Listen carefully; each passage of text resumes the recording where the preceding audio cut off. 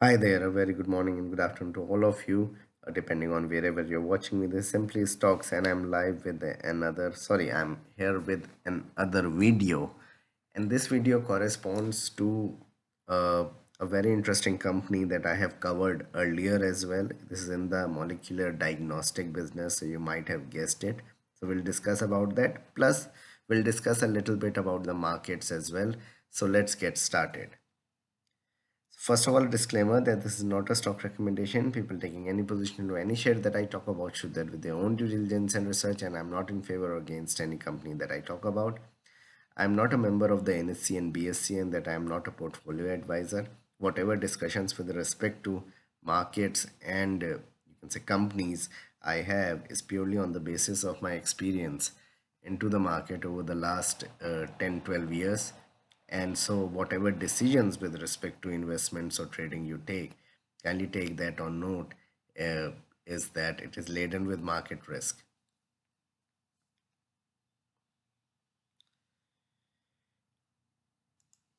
Now, before I talk about this company and the markets, a small request that kindly support me on Patreon. And once you do that, it will help me grow the channel, help you also ask me questions, seek out answers in greater detail. Once you get the $10 membership, you'll have access to my portfolio, a dedicated watch list of around 30 companies, which I keep changing on a bi weekly or monthly basis.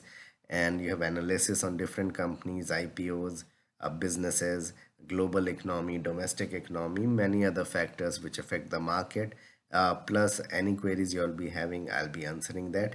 On top of that, what I'm bringing on every Saturday, and today I'll put that up on Patreon and on WhatsApp, is a weekly pick from my end, which is a long-term pick because the markets are down, and the markets are at least 10-12% down from the top, but many mid caps are down or small caps are down 30, 40, 50%.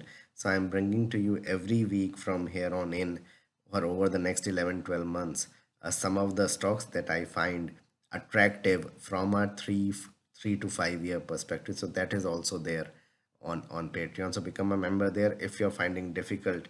If you're finding difficulty in becoming a member on Patreon, then you can become a member on WhatsApp. But that is a yearly membership, and so you can take that. You can email me for that.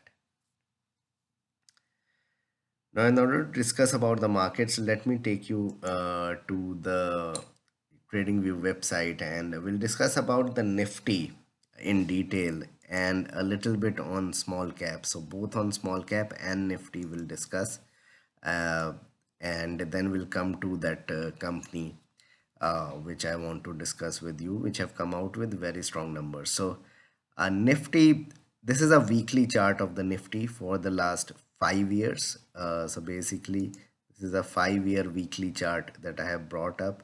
If you see here, the high in October of 21 was around 18,600 on a weekly basis, and then the markets fell sharply. Here the market was trading at 25, 26 times earnings, current earnings at that point of time, whatever earnings were there, and there was a sharp correction over 1.5 years. A similar sort of correction is what we are seeing today in the market. So if we look closely, is that here around 25th 27th September, we were trading around 20 25,000, 26,250 odd, and here the market was trading at around 25 times. So we were trading at 24 and a half times or so, and then the market started to correct. Normally, and I have made videos multiple times on that, showing you Nifty PE on the screener website, that normally the PE on a shorter term basis, on a 1 year basis, 1.5 year, 2 year basis, tops out around 24 times. Rarely it goes to 25 times. It went to 28 times in, you can say, in July of 21, once for a little bit. And it went to 28 times in 2008. So very difficult to see the markets go to 28 times earnings unless something very big is happening in the country. So in 2005 to 8, there was a lot of you can say euphoria with respect to stocks, with respect to you can say high beta stocks, and that the economy was doing extremely well. Plus economy on the ground was doing well. That is, with all the hard assets, there was a lot of economic growth with respect to infrastructure, real estate, etc. And that's why there was a big boom across the board. So, and in this rally that we have seen over the last year or so, and over the post pandemic, what we have seen is that there has been a rally in select pockets and big time rally.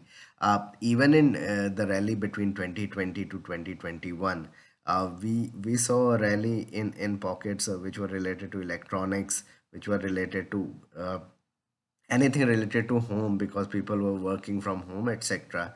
And there was massive selling of real estate stocks, infrastructure stocks, etc. So there was not a broad based rally even then, and we needed to pick pockets, in pickpockets in sectors which were doing extremely well, and needed to shift base very quickly. It was not that you buy something and it goes big, as Suzlon did or DLF did in 2003 to 8 rally, and just went up and rarely went down. It was not happening like that. Hence, I don't see 28 times in the market, but I do see 24, 25 times going forward. I don't see this kind of correction just continuing, because if you see here on a weekly basis, we have fallen for around 7, 8 weeks already. And so, if this continues from around 25th, 26th September, we have fallen, and now we are around 16th, and when the markets open, will be around 19th, 20th of November. 20th is a holiday, so you can probably say another week will go by without much movement. And there on in, we'll be closer to a 2 month correction. I think we'll be having a very good December. That's what I feel. And if you see here on weekly basis, on 50-week moving average, 23,200 is the support. I feel that maximum downside from here, and I kept saying at 24,000 as well that the maximum downside was 1,000 points. So 23,000 is my base case scenario. Why? Because if you see the 1 year chart, then 23,000 or 23,300 is where the high of the election day was. If we break this, I don't see that we'll go to 21,000 unless something really bad happens somewhere. I think something comes up somewhere, then that's a different thing. But as far as what we understand about everything in the market, I see the market going to about 22,500, 700 maximum, and then reversing. Now, it might be possible that those stocks that have performed earlier might not perform. Hence, look at companies which have come out with very strong numbers. I've kept on saying that by strong numbers, I mean sales growth of around 25-30% at least, and profit growth of in excess of 30% year on year. So September quarter numbers should see a profit growth of more than 30%, and then only look at that company irrespective of market cap. The market cap should be around 5,000 crores. The stocks should be more than 5,000 crores, preferably above 10,000 crores, and those should be producing extremely good numbers on the bottom and top line, and you should be looking to analyze those.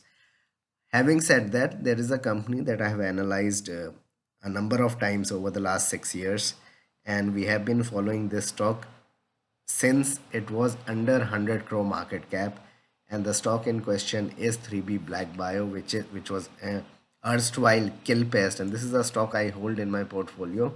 I had sold it earlier, but currently I hold the stock, so that's a disclaimer. uh, very interesting company.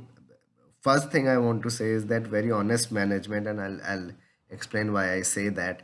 And this was the major thing that caught my eye 6 years back, and I'll put up that video as well, which I put up in 2019. I think it was 18, 19, somewhere there before the pandemic. I put that up, so that video will be there in the link, so you can check that out.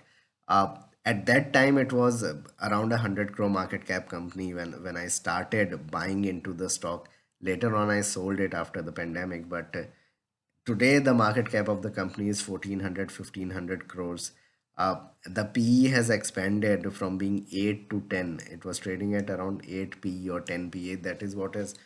That is exactly what attracted my attention onto the stock, because the company was growing even then. And today the PE has expanded to around 33, 34. But what I find very interesting about the company is first the numbers. So let me just go through the numbers. On a quarterly basis in September, what they did was 29 crores of sales, which is the highest that I remember the company doing, apart from the pandemic years. So if you take the pandemic years away, in which they were doing 50 crores, 80 crores, even in a quarter, 40, 50 crores. If you take that out, then this 29 crores marks a new chapter for the company overall, and margins have expanded to 55% from 41%, and 16 crores of EBITDA, eventually you can say culminating into 15 crores of net profit on the bottom line, and an EPS of 17 rupees. Now remember this number, that the EPS is around 17 rupees, and we go to the yearly numbers, and let's go back to pre-pandemic levels. So in March of 2020, yearly sales were 29 crores. This quarter, the sales are 29 crores. This is the very interesting thing that I want to bring to your notice, that what they used to do earlier, pre-pandemic, in a year, is what they are doing in a quarter. And why I'm emphasizing on pre-pandemic numbers is because I'll come to their presentation and you'll understand why I'm emphasizing on this. But basically, in one line, is because their pandemic sales is in just few lakhs, probably less than 10 lakh. So it's most of their sales are non-pandemic related, which is going to continue. And that is why I believe that this is a next level turnaround for the company. Having said that, this is the strongest quarter for the company for the year, because of many outbreaks of illnesses, unfortunately, across the globe, because of monsoon and other factors, and the winter setting in many parts, or summer setting in many parts. So their export sales have done well, and we'll come to the detailed numbers in a bit. But just on prima facie, on looking at the numbers, 29 crores of sales this quarter versus 29 crores of sales in 2020, just before the pandemic. That was their sales. This was their margin of 32%, which has gone much better overall. And the fact that they are growing big time on the export markets, and we'll come to that in a bit. That's one thing. On the balance sheet, they have very decent reserves. The reserves have expanded to 238 crores from being around 25, 30 crores, and they are looking for more acquisitions going forward. It will be very interesting to see over the next couple of years how the acquisitions pan out. But the reserves have increased from around 20, 30 crores all the way to 238 crores at the moment. So if you take that out, so these are cash on books of 230 to 20 to 30 crores. If you take that out, then the company is you're getting the company at around 1200 crores, so market cap, a company that is growing at 25, 30%. So on a year year basis, they're doing extremely well. uh, so just to project the numbers which I have done earlier, and I believe that we can do for the next couple of years, what they have done this year in terms of sales, what have they have done this quarter in terms of sales is around 29 crores. Now, the management maintains that this quarter has been pretty good because of outbreak of many illnesses. So this might not continue for the next 2 quarters. Taking that into consideration, if you see, they had a growth of around 50% on last year numbers of around 19, so around 50, 60%. They are maintaining that they'll grow by 20, 25%. So taking that into account, because that's what they did earlier as well. In March of 24, they did 23 crores versus 18 crores, which is a growth of around 27, 28%. Taking 27, 28% into consideration for you can say December and March, I believe that they are going to do around 25 rupees of EPS combined for the next 2 quarters. So I'm just getting to the you can say core numbers, the hardcore numbers on the bottom line. So if they do 12.5 rupees EPS every quarter, next 2 quarters, that's 25 rupees. Why 12.5 rupees? I am just bringing in 25% growth, taking 25% growth for December and March. So overall, what they are going to do is around 25 rupees for December and March. They've done 17 rupees for September, and they have done 13 rupees overall if you round it off in the quarter of June. So for the year, I think they're going to do around 55 rupees of EPS. If you look at what they did last year they did 37.4 rupees of EPS. So that is a decent enough growth. That is a growth of 47% year on year for a company trading at 32, 33 times. That's where still there is margin for growth in stock price, because a company that grows at above 40% cannot trade at 30, 35 times. I maintained that earlier as well when it was trading at 15, 20 times.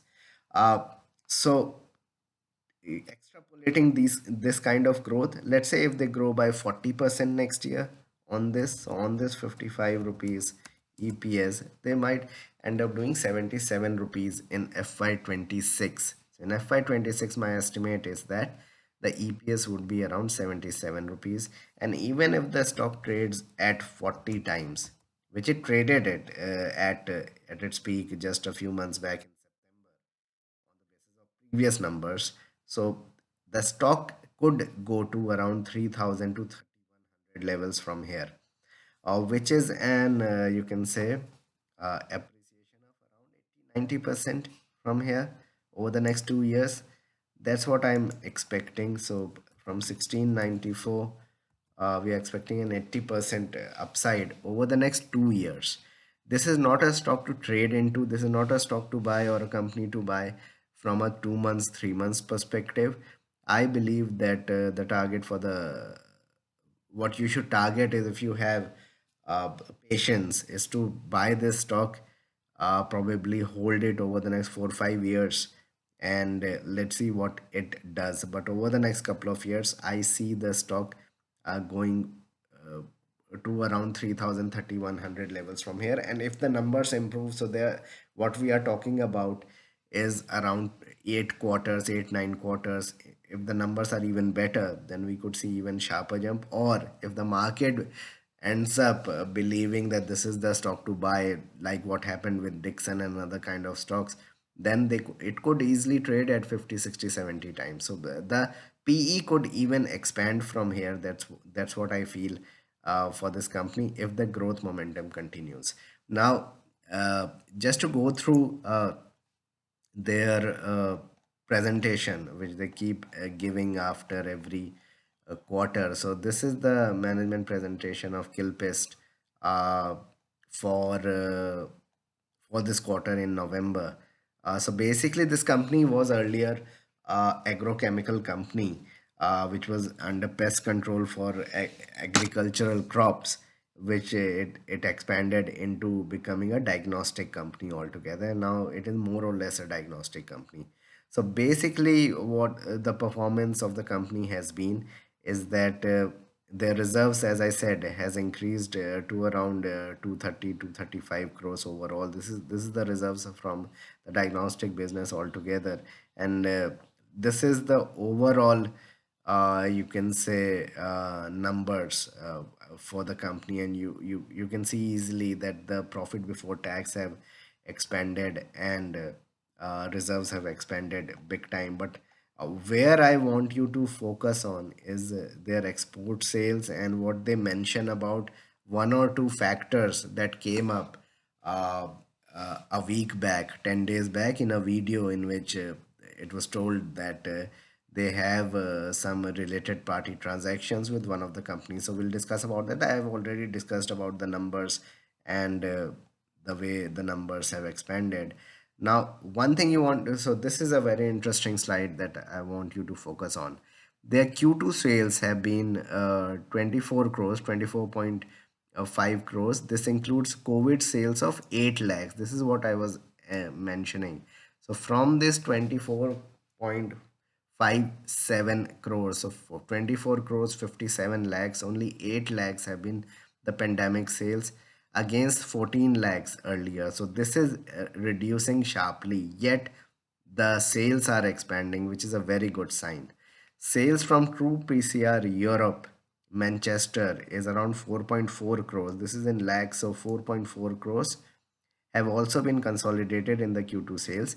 And this sales were around 3, I think 3 crores or something like that. We'll come to that. It's in the detail in a later slide.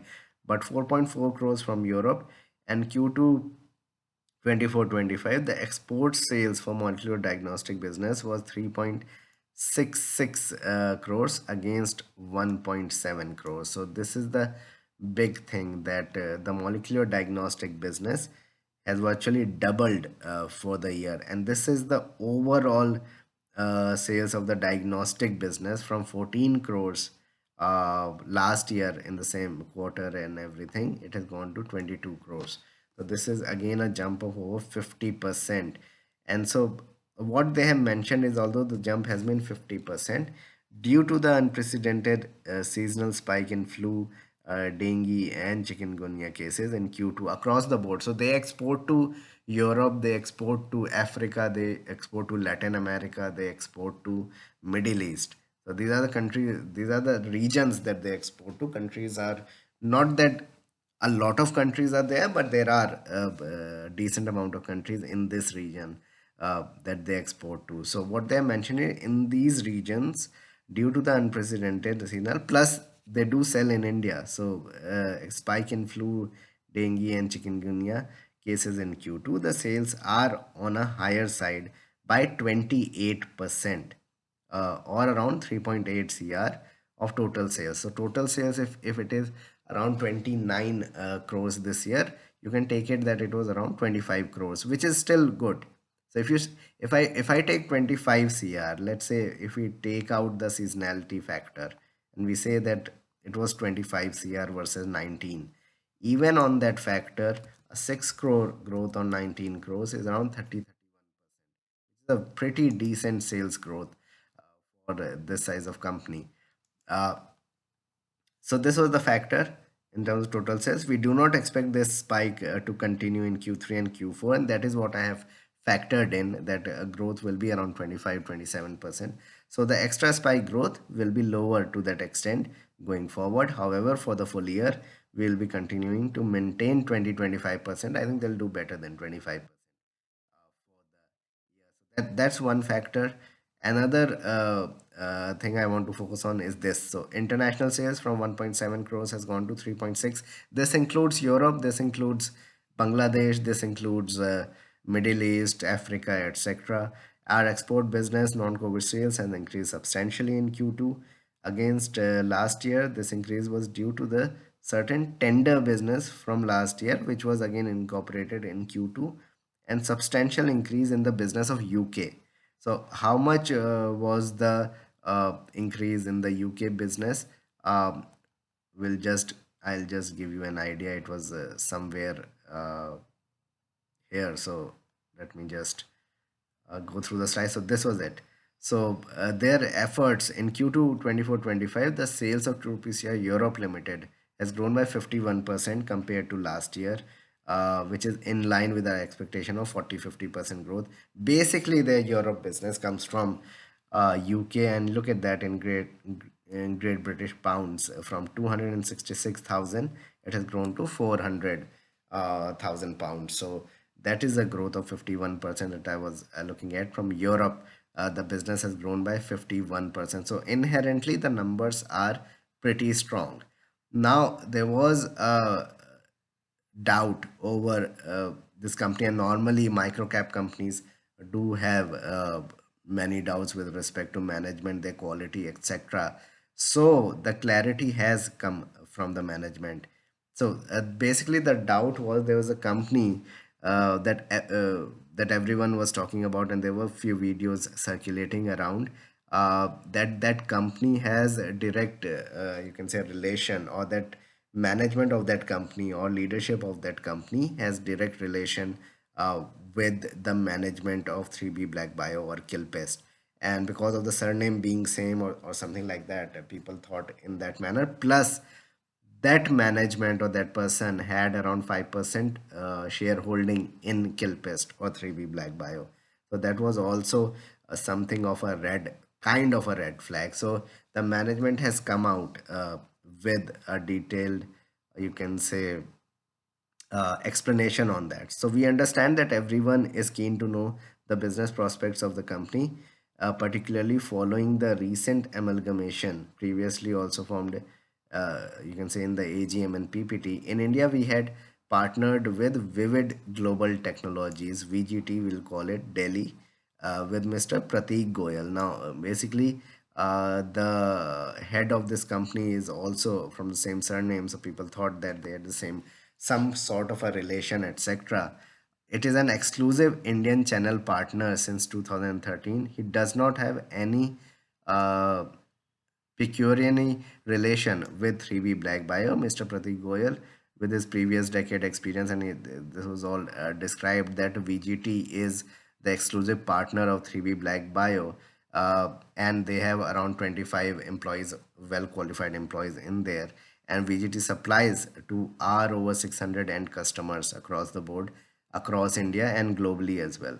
So, see, globally, what they have mentioned is that there has been exclusive distribution model country wise. It is the most successful and accepted diagnostic model by everyone. I mean, everyone in this field or in this industry, that's what they do.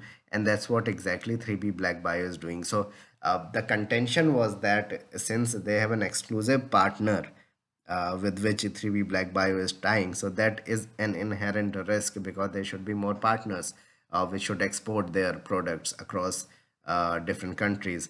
But in this sort of a business, a diagnostic business, since it's a diagnostic kits business in which a lot of factors need to be taken care of with respect to exclusivity, there are, you can say, companies, even global companies, global giants, that sells that sells conjoining with exclusive partners or partnering with exclusive partners.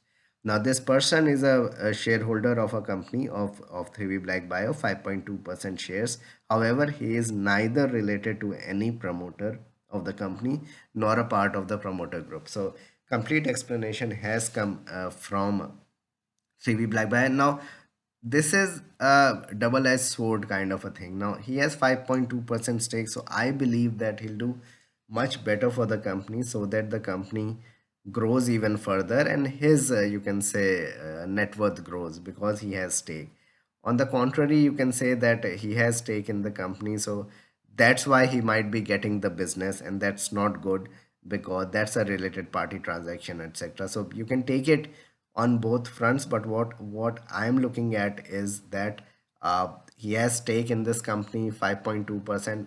You can say that somebody who is working for the company has got a stake into the company, like a sub promoter kind of a thing, that he has some stake into the company. So that's just about it. I don't find it very shady in that respect. And remember, buying into companies which are less than 5,000 crores, these things do crop up. So, all in all, said and done, what I believe is that if you are somebody who can tolerate risk, who can tolerate all these factors coming along and the stock gyrating over that period. So, if I take out, say, 3B Black Bio, uh, so here's the stock.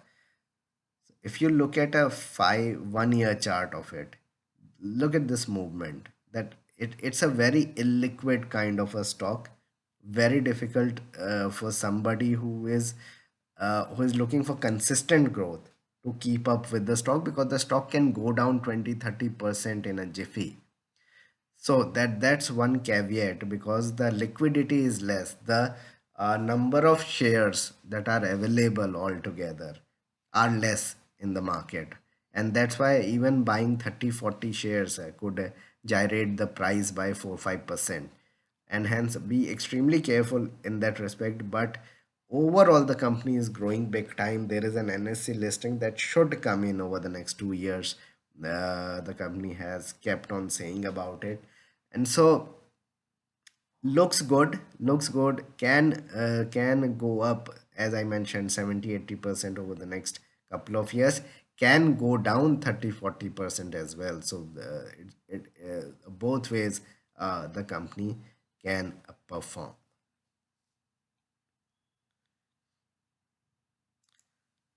So this was a video on the company as well as the markets. Please like and subscribe my channel and hit the bell icon so you can get my videos straight away when I post it, and kindly support me on Patreon. Thanks a lot for watching.